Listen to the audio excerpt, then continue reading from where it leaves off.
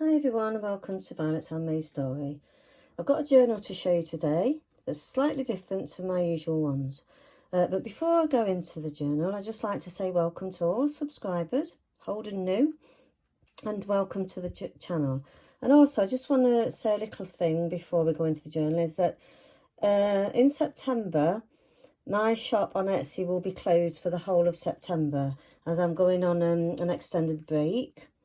So it's going to close on the 1st of September and reopen on the 1st of October.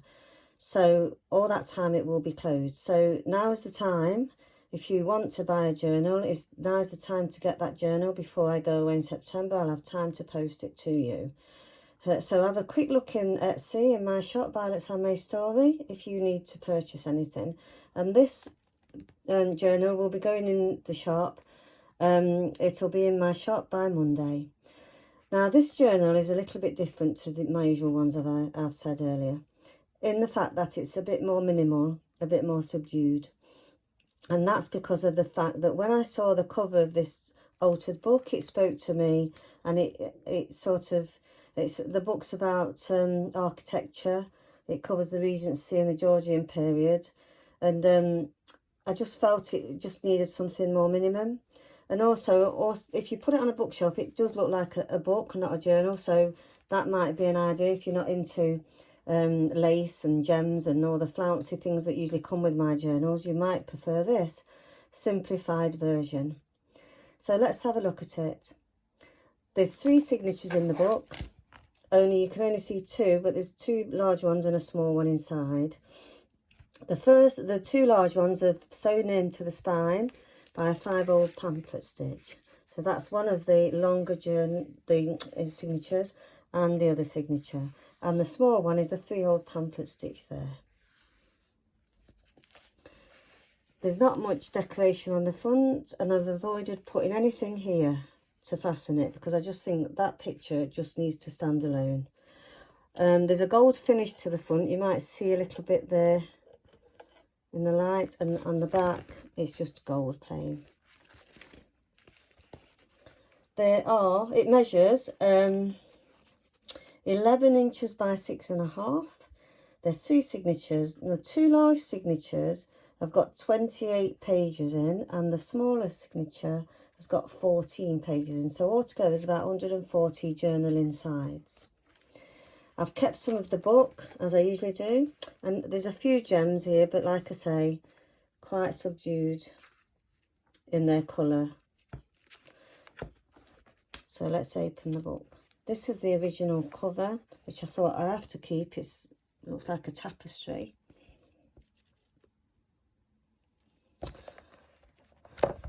And as I say, some of the book, it's all about architecture, and I kept this in because it's very interesting if you're interested in that sort of thing. And the title of the book is Treasures of Britain, so it talks about all the different houses, stately homes that you can find in Britain. And I've not sealed this to make a pocket because I just think this is interesting to read.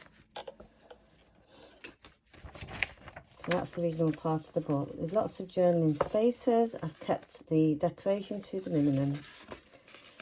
So let's go through. There's some poetry. That's Edith Holden page out of her diary.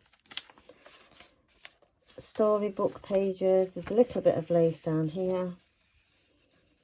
Some lovely pictures. This is rub-ons. And an envelope that opens up.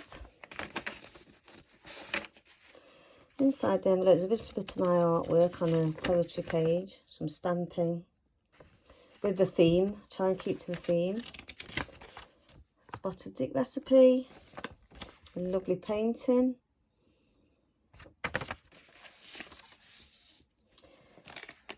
This is from a book about traditions in England and the way that they live, the Tower of London, things like that.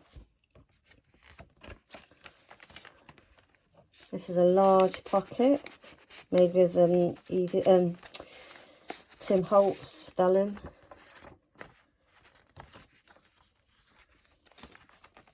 And it's connected with the little gem there, which then in turn holds a ticket, which you can move.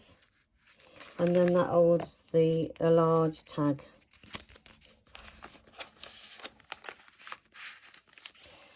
There's the ledger paper. This is original.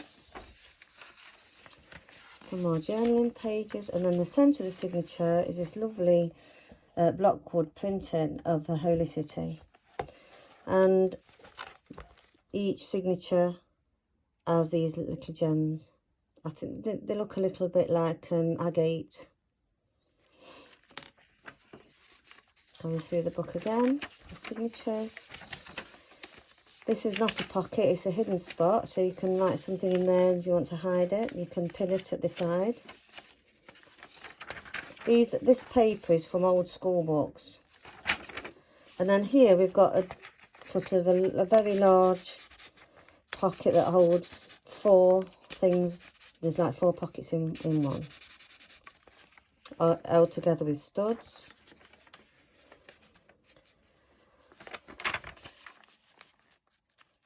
And we've got a lovely school book picture. Another little handmade pocket spot. And then the other side to the architectural pages. Now we come to the smaller signature in the book. And this is made with lots of coffee dye papers. There's no lace or anything. It's just simply journaling papers.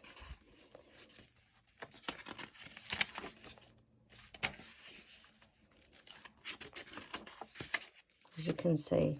So you could do drawings in here or whatever. And that's quite a lovely coffee dyed paper using feathers and things, and this is one of the agate charms. And then on the back we have got a little notepad that I made out of the scraps of the paper, and it fits quite nicely in that tuck spot there. Then we come to the third signature, which is again architecture, timber and glass. Graph paper, we've got a nice little pocket here.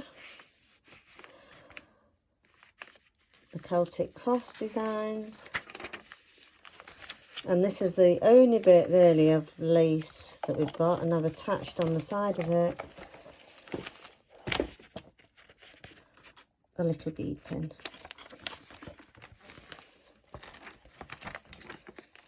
Another large pocket, and then here is another little journaling spot.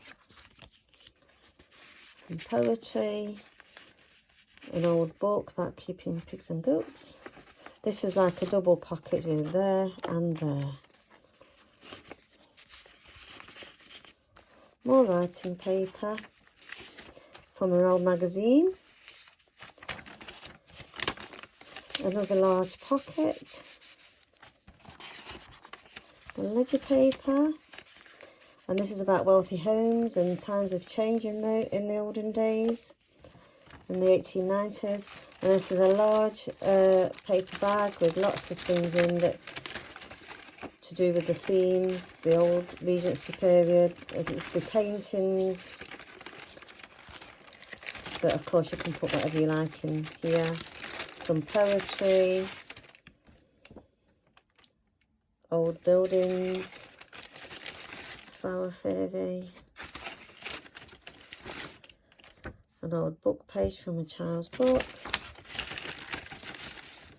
poetry, ledger paper, another large pocket. This is from the book it's about Belvoir Castle. Some lovely architectural statues there. This is from a child's book. I think it's Toad of Toad Hall. Font. A little tag what I made. It says be fearless, be original. And on the other side is a CD cover which has been transformed into a pocket with lots of things inside there. And it clips with a paper clip. And then this is the original book again.